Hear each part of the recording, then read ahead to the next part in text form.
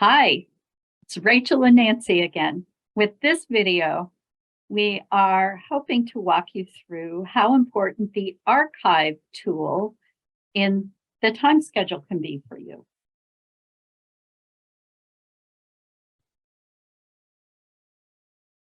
So we're going to share our screen to go to the master page for University of Washington time schedule. Rachel? Hi there. Hi again. We have been using these top 3 bullet points under current and future quarters recently to show you how to navigate the time schedule and SLN numbers. But if you keep scrolling down, you'll see that there's a section for past quarters as well, called the time schedule archive. Nancy, if you can click on that hyperlink at the end, that will take you to this wonderful chart that shows you all of the time schedules for previous quarters. So let's say that you are an incoming student hoping to major in French and wondering, when is the French first year language series offered? Let's go ahead and start with autumn 2022, just to see your incoming freshman. Autumn is your first quarter. You want to see what's available. So let's go to French. Again, these pages all are in alphabetical order by college.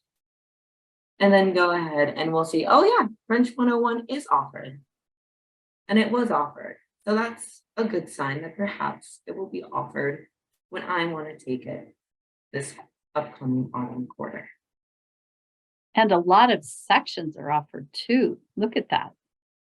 Yeah, there are a lot of sections offered, and oftentimes with courses that are in series, they might have similar registration restrictions that apply throughout time. So Nancy, if you can go ahead and go back to the previous page.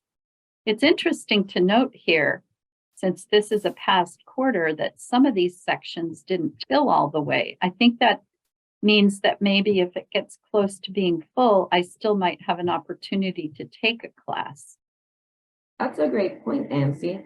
This will also show you, in addition to how often the course is offered, the historic enrollment for that class. So that way, if you are someone with a lower registration priority, like an incoming freshman or a sophomore, it can give you some ease of mind to see that courses you're interested in might still have space when you are able to register.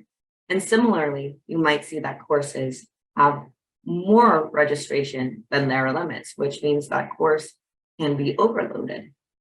So even if you see a course that's full and you have a low registration limit, you might still be able to get into that course if it has been historically overloaded as well. That's a really great point, Nancy. That's So let's great. let's go ahead and look at autumn 2021 and see. Okay. I noticed that French 101 was offered last autumn. Is it always offered in autumn, or is it usually offered in autumn? Ta-da! Yeah, looks like it is, which is really great to know. And looks like, as you noted last time, Nancy, there are still a lot of sections offered. And if I'm an incoming freshman with a low registration priority, there's a lot of space in these classes at the end of the day. That's good to know. Definitely. What else can I learn from the archives, Rachel? Well, we looked at French 101 specifically so far, but there are 2 other classes in the French series. So let's see when they're offered. So I have a sense of, over the course of a whole year, what classes I might want to be taking. So let's jump into the winter 2023 time schedule. Based on what we've seen, since French 101 has been offered, but not French 102, maybe this will be the quarter when French 102 appears. And it is. Wow, look at that. And just like French 101, lots of open space, lots of sections, lots of opportunities to learn how to speak French. I love this. And then let's hop into spring next, because if there are 3 classes, perhaps the last of the series is offered during the 3rd regular academic quarter of the year, which would be spring quarter.